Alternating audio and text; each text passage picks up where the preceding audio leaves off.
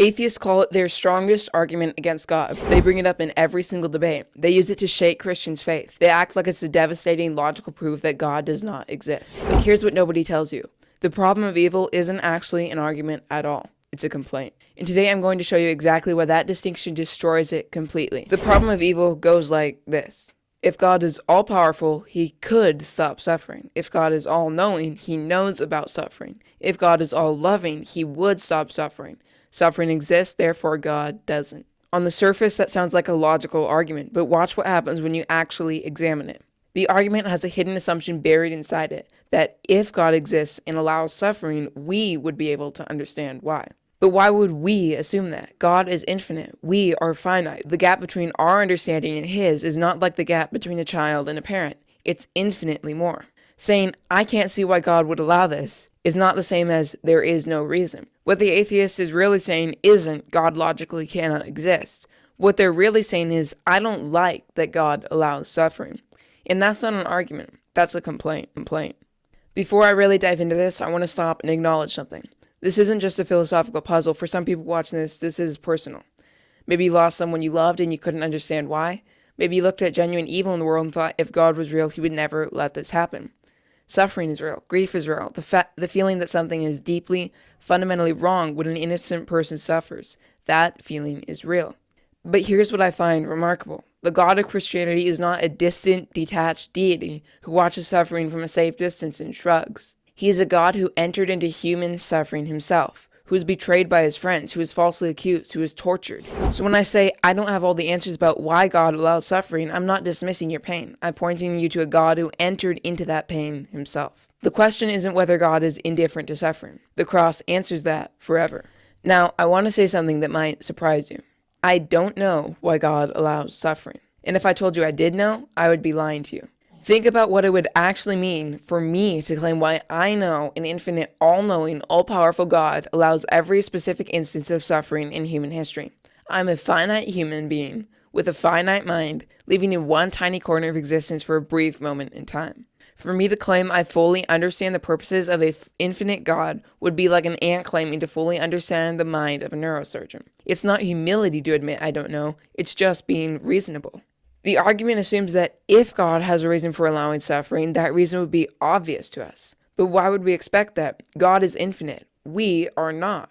Just because I cannot see a good reason for suffering doesn't mean that there isn't one. And throughout history, God has used suffering to bring about things that looked impossible from the inside. Joseph was sold into slavery and saved a nation.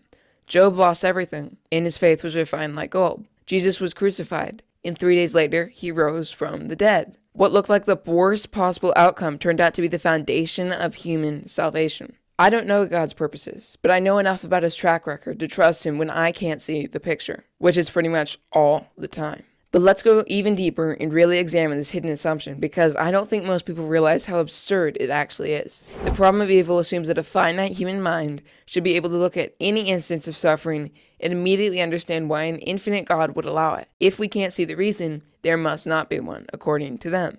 But think about what that actually requires. God, if he exists, is eternal.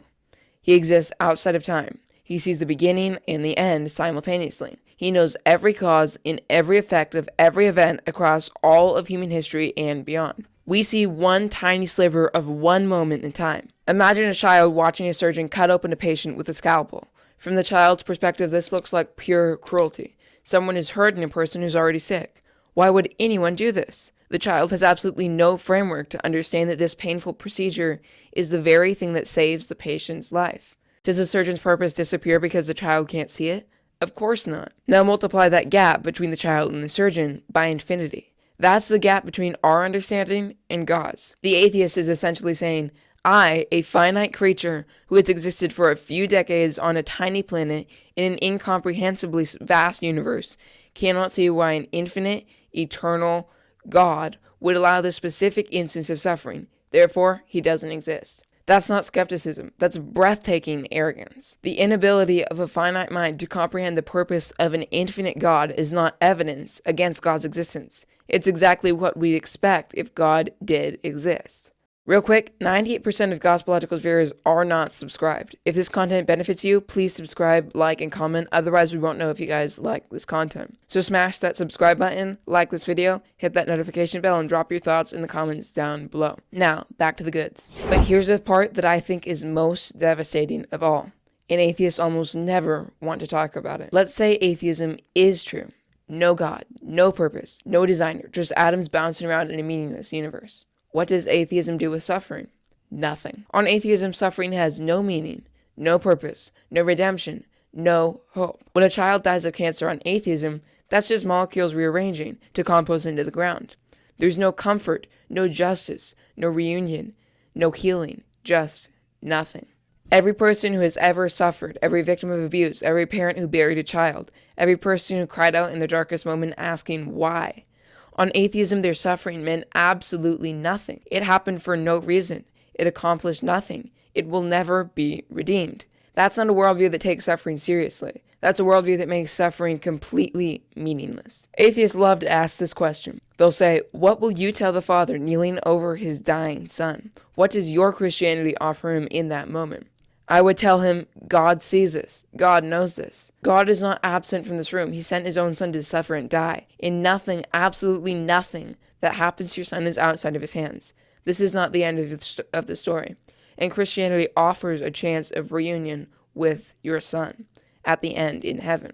That's what Christianity offers him in that moment. But now I want to flip the question around because I think it's only fair. What will the atheist say to the father who's kneeling over the deathbed of his own dying child? Here's the honest atheist response.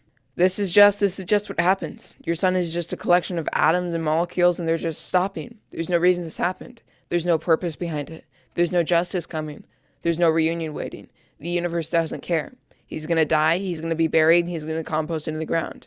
It's just a cycle of life. Your son's entire existence, every laugh, every memory, every moment will eventually be as if it never happened. The sun will expand and consume the earth, and nothing any of us ever did or felt or loved will matter at all. Sorry, but that's just reality. That is why atheism offers a grieving father. Nothing. No meaning, no comfort, no justice, no hope, no reunion, just the cold, indifferent, meaningless void. Atheists act like the problem of evil is Christianity's problem. But Christianity at least has an answer for the dying child. Atheism just has a shrug. Now for the really good point where the complaint completely self-destructs. When an atheist points to suffering and says, this is wrong, and then looks at God allowing suffering and saying, this is incredibly wrong, they are making a moral claim. They are saying that suffering is objectively, genuinely, really bad. But on atheism, where does that standard come from? On atheism, you're just atoms bouncing around in a purposeless universe. Pain is just neurons firing.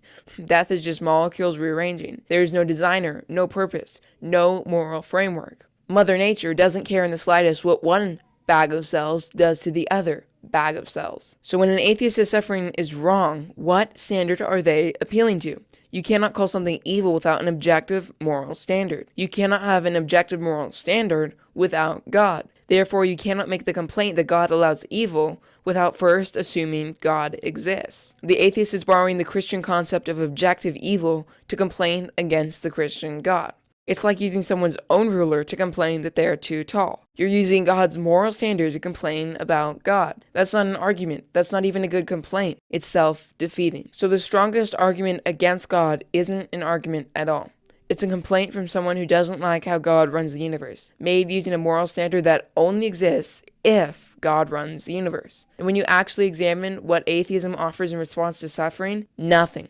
No meaning, no purpose, no justice, no hope. Christianity doesn't claim to have all the answers about why God allows specific instances of suffering. I certainly don't, and it would be arrogant of me to pretend that I do. But Christianity gives suffering something atheism never can: meaning, purpose, redemption, and hope. A complaint is not a disproof. Feeling that something is wrong is not the same as proving God doesn't exist.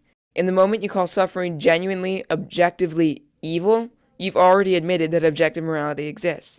And objective morality requires exactly the God you're complaining about. So the strongest argument against God's existence fails in numerous ways. Know what you believe and know why you believe it. See you next time.